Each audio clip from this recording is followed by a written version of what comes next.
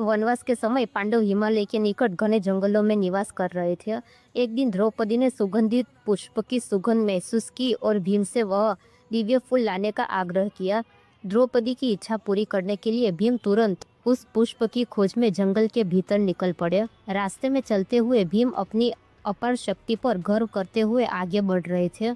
तभी उन्होंने देखा कि मार्ग के बीचों बीच एक वृद्ध वानर लेटा हुआ है और उसकी लंबी पूंछ रास्ते में पड़ी है। भीम ने वानर से कहा कि वह अपनी पूंछ हटाकर रास्ता खाली कर दे, क्योंकि उन्हें आगे जाना है। वानर ने शांत स्वर में उत्तर दिया कि वह बहुत कमजोर और बूढ़ा है, इसलिए यदि भीम चाहे तो स्वयं उसकी पूंछ हटाकर निकल जाए। भीम को यह बात बहुत आसान लगी। उन्होंने अपनी गदा एक तरफ रखी और पूंछ उठाने की कोशिश की, लेकिन आश्चर्य की बात तो यह थी कि पूंछ जरा भी नहीं हिली। भीम ने अपनी पूरी ताकत लगा दी, फिर भी उस पूंछ को उठा नहीं पाए। यह देखकर भीम को बहुत आश्चर्य हुआ और उन्होंने समझ लिया कि यह कोई साधारण वानर नहीं है।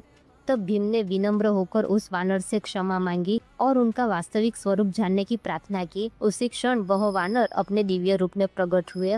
वे स्वयं हनुमान थे।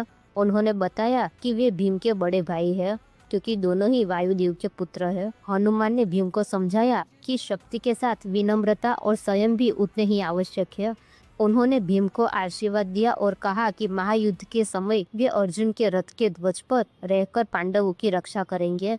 इस प्रकार भीम को अपनी शक्ति के साथ विनम्रता का महत्व समझ में आया। वे हनुमान का आशीर्वाद लेकर जंगल की ओर आगे बढ़ गए। क्या आप ये कहानी पहले जानते थे? मुझे कमेंट में जरूर बताइए। जय श्री राम, जय वीर हनुमान।